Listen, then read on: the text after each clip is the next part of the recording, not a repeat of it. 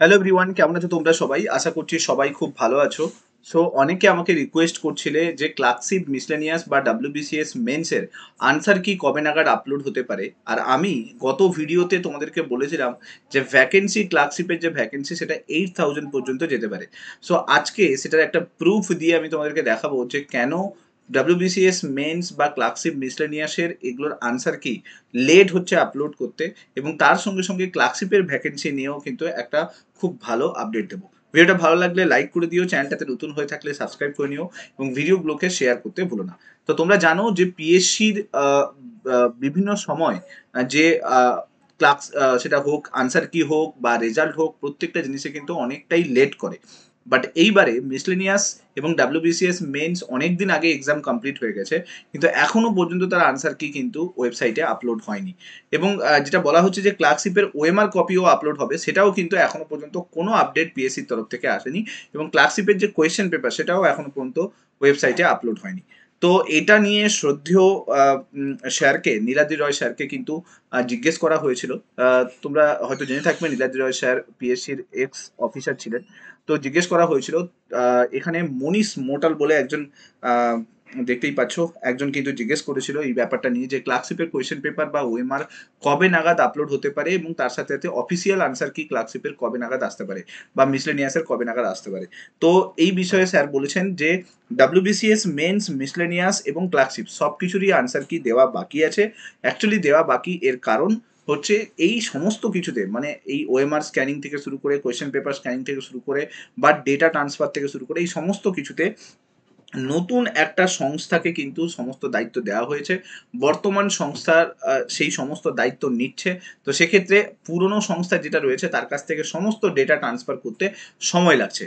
তো তাই জন্য যে পুরনো সংস্থা আছে তার সমস্ত ডেটা একবার ট্রান্সফার হয়ে গেলে তারপরে যে কোনো দিনই কিন্তু পরপর সব এক্সামের কিন্তু আনসার কি, কোয়েশ্চেন পেপার, এগুলো সবই কিন্তু আপলোড হবে।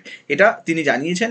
তো এটার বিষয়ে আমি একবার পিএসসির ওয়েবসাইটে গিয়েছিলাম। ওয়েবসাইটে গিয়ে যখন চেক করছিলাম যে এরকম কোনো টেন্ডার দিয়েছে কিনা, তো আমি দেখলাম যে পিএসসির ওয়েবসাইটে একটা টেন্ডার দেওয়া রয়েছে, রি-টেন্ডার 52/2024। এই টেন্ডার আইডিও দেওয়া রয়েছে। এই টেন্ডারে বলা হয়েছে যে এই সমস্ত কিছু ডকুমেন্টসকে অনলাইন আপলোড করা, তার সঙ্গে সঙ্গে সমস্ত সাবমিশন করা।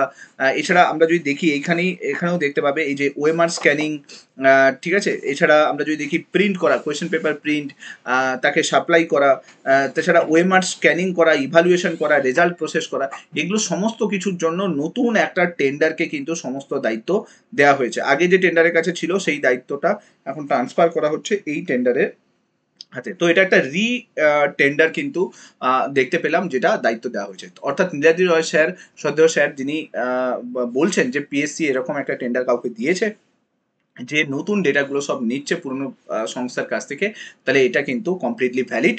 তো এটা পিএসসির ওয়েবসাইটেও কিন্তু এই টেন্ডারের নোটিশ আমরা দেখতে পাচ্ছি। 30/4/2024, অর্থাৎ 30শে এপ্রিল 2024 এই টেন্ডারের নোটিফিকেশন বেরিয়েছিল। এবং হোপফুলি আমরা যদি ধরে চলি এপ্রিল মাসে যদি নোটিফিকেশন বেরোয়, তো মোস্ট প্রবলি জুন, জুলাই বা আগস্ট নাগাদ কিন্তু এর পুরো প্রসিডিওর কমপ্লিট হয়ে গেছে, টেন্ডার দিয়ে দেওয়া হয়েছে কাউকে। তো অবভিয়াসলি আগস্টের পরে যত এক্সাম হয়েছে সেগুলোর কিন্তু এখন সমস্ত ডেটা, ওল্ড ডেটাগুলো কিন্তু কালেক্ট করছে এই নতুন সংস্থা। তো তার জন্য কিন্তু এই পুরো এক্সামের যে প্রসিডিওরে সেটা কিন্তু সময় লাগছে, সেটা আনসার কি থেকে শুরু করে, ওএমআর পেপার থেকে শুরু করে, কোয়েশ্চেন পেপার থেকে শুরু করে সবকিছু আপলোড করতে তাই জন্য সময় লাগছে। এবার আসি যে ওনাকে কিন্তু জিজ্ঞেস করা হয়েছিল যে ক্লার্কশিপের ভ্যাকেন্সি নিয়ে। দেখো, আমি এর আগে বলেছিলাম যে ক্লার্কশিপের ভ্যাকেন্সি কিন্তু এইবারে একটু বেশি হবে গতবারের তুলনায়। তো মধুমিতা ঘোষ নামে একজন ক্যান্ডিডেট, সে শ্রদ্ধেয় স্যারকে জিজ্ঞেস করেছিলেন যে ক্লার্কশিপের যে ভ্যাকেন্সি সেটা কত হতে পারে। 6,000 ভ্যাকেন্সি কি অ্যাপ্রক্সিমেটলি আছে, তো সেটা কি পুরোটাই ফুলফিল হবে। সেক্ষেত্রে শ্রদ্ধেয় স্যার জানিয়েছেন যে এই যে ভ্যাকেন্সি, এই ভ্যাকেন্সি কিন্তু আরও অনেক বেশি আছে এবং পুরোটাই ফিল্ড আপ হওয়ার কথা আছে। যে হারে ডিপার্টমেন্টগুলোতে ক্রাইসিস চলছে, তো তিনি এর আগেও জানিয়েছিলেন যে ভ্যাকেন্সি কিন্তু 8,000-এর কাছাকাছি যেতে পারে। মানে আমার যেটা আইডিয়া, আমার ওপিনিয়নে মনে হয় যে 8,000 প্লাস কিন্তু ভ্যাকেন্সি যেতে পারে। তো সেটা যেন কোথাও না কোথাও মিলছে ব্যাপারটা, যে ভ্যাকেন্সি অনেকটাই আছে কিন্তু ভ্যাকেন্সি পুরোটা ফিল্ড আপ হওয়ার কথাও রয়েছে। এখন দেখার বিষয় যে সেটা কতটা ফিল্ড হবে। ঠিক আছে, তো 6,000 ভ্যাকেন্সি তো একদম 100% শিওর, এর থেকে আরো বেশি হতে পারে, এটা কিন্তু তিনি জানিয়েছেন। হোপফুলি দুটো নিউজ আমি পুরো ক্লিয়ার কাট তোমাদের কাছে আপডেট রাখলাম। একটা হচ্ছে ক্লার্কশিপ মিসলেনিয়াস এবং ডাব্লিউবিসিএস মেন্সের আনসার কি কবে নাগাদ আপলোড হতে পারে এটা নিয়ে, আর ক্লার্কশিপের ভ্যাকেন্সি নিয়ে যে কি ভ্যাকেন্সি হতে পারে সেটা নিয়েও কিন্তু আপডেট রাখলাম।